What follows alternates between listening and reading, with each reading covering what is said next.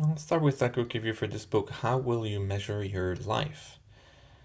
I was not sure about this book. For sure, not more than a three. It it's short. It's a short book. It's always a good sign. It's not too long. Usually, longer books are have a lot of fluff in there, a lot of extra unnecessary data or information. So this is didn't have as much, but I was kind of like, maybe it's the two authors. I'm not sure what was the problem there. I felt like there is lack of direction in the book. It's like, what's the point? It was just a few, and the way I viewed it was the book that has just a few ideas. Some are better than others, but they're not very well stitched together. How will you measure your life? Some things are not directly related to it. Some parental advice, some random advice about how to work in a company. Some good advice. Don't get me wrong. At times it felt like a self development, and other times it's kind of like a nonfiction. The book was not very straightforward. What's the point of the book? I missed the point here.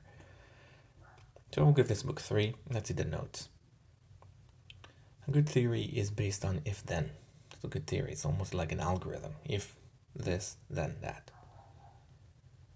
Incentives are not the whole picture. Motives play a big role.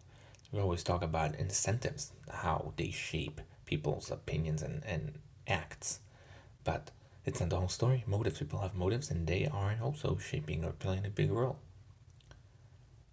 Emergent strategy is a strategy that we find along the path and is different than deliberate strategy. So it's two different strategies.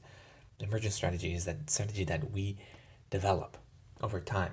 We start something and then we have an emergent strategy. It's a different strategy. Then the deliberate strategy is like we already decided what to do and we're pursuing that. We need to take into account the assumptions we made to reach the decision. Assumptions we made are very important because that may change many things, so we have to take into account the assumptions. We buy or hire things to do a job for us, like a milkshake or furniture for a particular job we're trying to accomplish. We almost hire things. There is some goal in the future. We need to understand that. What is the goal? Because sometimes it's not the furniture itself. We're trying to accomplish a specific thing. Again, with the milkshake, that was more related to marketing. This was a good point about milkshake and McDonald's. They didn't try to understand what's the reason people are having milkshake. Is that just for the sweetness or just is comfortable? So understanding the job the mixture is trying to accomplish is a key.